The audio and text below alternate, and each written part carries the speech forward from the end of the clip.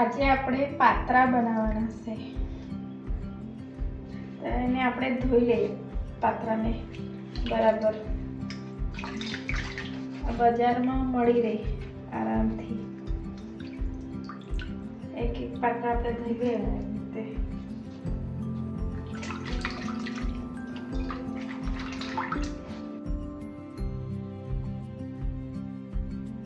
પાત્રા બધા ધોવાઈ ગયા. હવે આપણે એને લૂછી લઈએ. પાણી રહી જાય તો પછી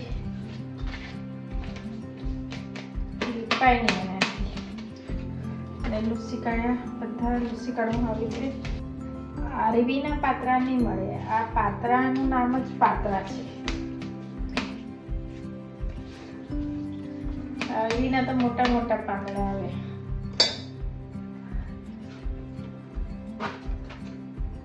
આ પાત્રા જ છે. આરવીનું જરાક ખંજવાળે ગળામાં. આની ખંજવાળે. આના બહુ ટેસ્ટ આવે, સારા મસ્ત લાગે. ધોઈને બધા લૂછી કાઢ્યા, પાત્રા સુકર કરી નાખ્યા. હવે એને આપણે નસ કાઢી નાખીએ. આનું ડેસ કહેવાય, નસ કહેવાય, આપણે કાઢી લઈએ.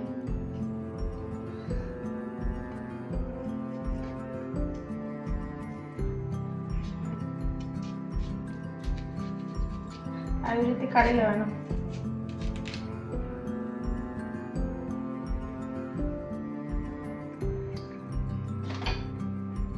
આવી રીતે અહીં જરાક થોડુંક અહીં કાપ મૂકી દેવાનું. આવી રીતે થોડું, પછી આ બાજુ કાઢવાનું. આવી રીતે જલ્દી નીકળી જાય. કાઢી લીધી નસ જેવી રીતે.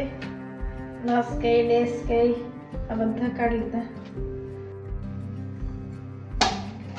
બધી આ પાત્રાની નસને મોટું તો નસને કાઢી નાખેલી.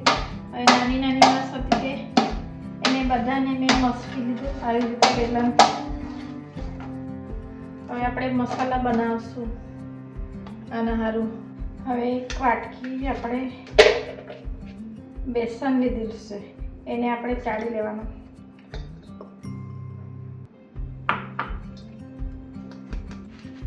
મારી છોકરીને બહુ ગમે આ પાત્રા. આ બારડોલીના પાત્રા જેવા બને એવી રીતે જ બને. અહીંથી અમને 20 કિલોમીટર પડે બારડોલી. અમે નવસારી રહેતા છે. બારડોલીના પાત્રા તો બધાને ખબર હશે. એક ભરીને બેસન લીધું, તો મેં આટલું ચોખાનું લોટ લીધું છે. એમાં થોડુંક બચાવી રાખું મેં ચોખાનો લોટ. અડધામાંથી અડધી ચોખાનો લોટ લીધું છે. આ 3 ચમચી ઇમલીની ચટણી છે. આંબલીની ચટણી. આ 2 ચમચી મરચાં છે વાટેલા, લાલ મરચાં. આ 1 ચમચી લસણનું પેસ્ટ ને આ અડધી ચમચી આદુનો પેસ્ટ. આ મોટું મોટું વાટેલું છે લીલા મરચાંનું પેસ્ટ. ખાંડણીમાં ખાંડેલું છે અડધી ચમચી જેટલી. અડધી ચમચી હળદર, અડધી ચમચી ગરમ મસાલા, 1 ચમચી ધાણા પાવડર, 1 ચમચી નાની જીરું પાવડર. આ થોડુંક અજમો અડધી ચમચી જેટલું. એને બરાબર ક્રશ કરી લેવાનું હાથથી દબાવીને. એનો ટેસ્ટ બહુ મસ્ત આવે. અડધી ચમચી હિંગ પાવડર, અડધી ચમચી મરી પાવડર. આ બેકિંગ સોડા અડધીમાંથી અડધી ચમચી જેટલું. આ 2 ચમચી ગોળ, એટલે ખાટું મીઠું એકદમ ટેસ્ટી પાત્રા. આવી રીતે બનાવીને ખાવા તમે તો મજા જ આવી જશે. તમને ખાવાની વારંવાર બનાવીને ખાશો. અડધું લીંબુ, એક લીંબુનો રસ નાખવાનો છે એટલે આંબલી તો મેં નાખી છે તો લીંબુનો ટેસ્ટ અલગથી આવે મસ્ત. એટલે એક લીંબુનો રસ. તો એમાં થોડું થોડું પાણી નાખીને આપણે એને બાંધી લેવાનું. લોટનું બટર જેવું બનાવી લેવાનું પેસ્ટ.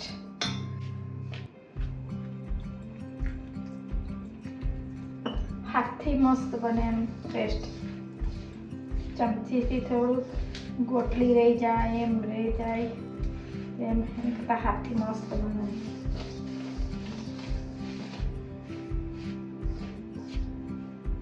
એને થોડું જાડું જ રાખવાનું, પતલું નહીં કરવાનું.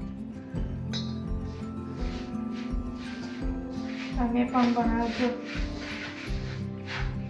1 મહિના સુધી રહી બનાવીને સ્ટોર કરીને મૂકી દઈ તો વાંધો નહીં આવે. ખાયા કરવાનું નાસ્તા ચાય સાથે. 1 ચમચી મીઠું,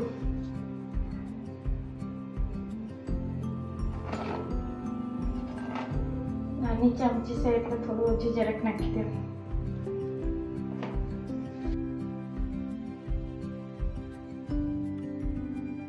એક ચમચી તલ નાખેલી છે નાખવાનું.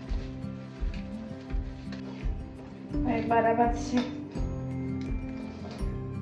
હવે આપણે પાત્રાને આ ચોપડીએ એને આપણે આવી રીતે લગાડી લઈએ.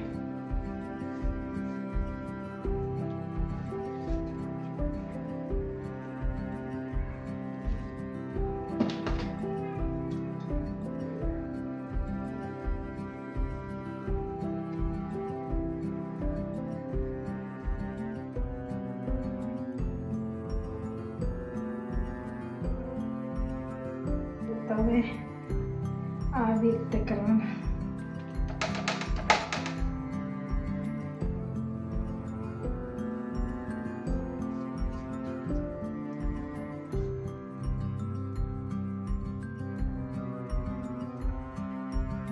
બધે ચોપડાઈ ગયું.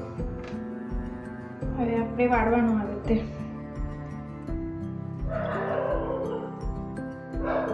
વાળવાનો. આવી રીતે વાળી લેવાનું. 3 પાનનું મેં કરેલું છે. આવી રીતે ઉપરથી હું લગાડી દેવાનું આવી રીતે.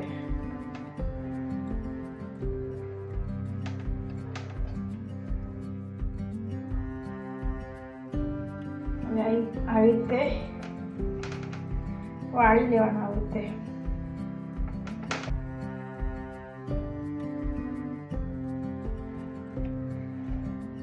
રીતે ટાઈટ વાળી લેવાનું. આ એક બની ગયું. આવી રીતે જ બધા મેં વાળી લેવા લગાડીને મૂકી દઈશું. હવે આપણે પાત્રાને કાપી લઈએ.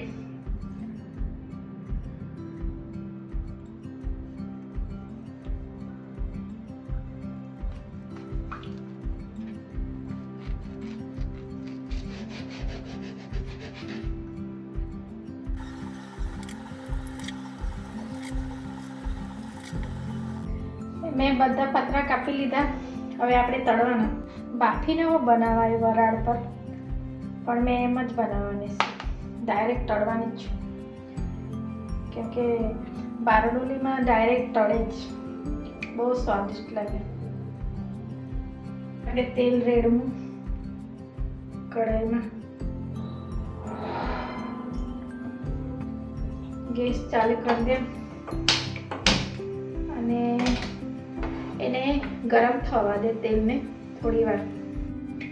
હવે આપણે પાત્રાને તળી લઈએ.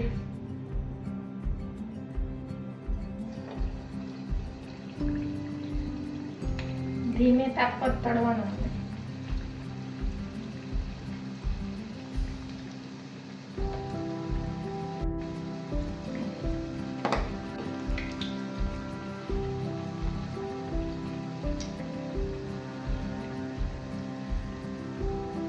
પલટવાની બી ઉતાવળ નહીં કરવાનો. નીચેનું શેકાઈ જાય થોડું ત્યારે પલટાવવાનું.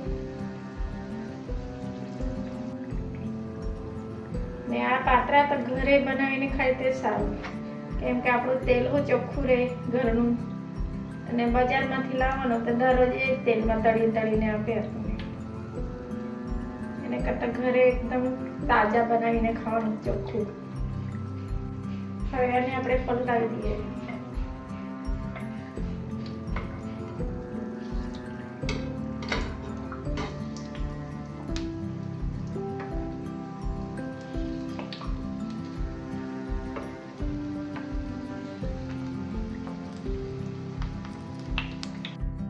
હવે આપણે કાઢી લઈએ ને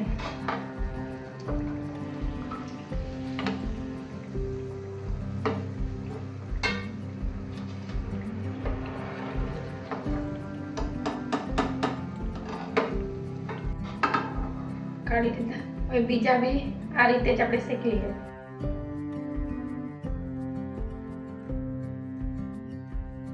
પાત્રા બની ગયા.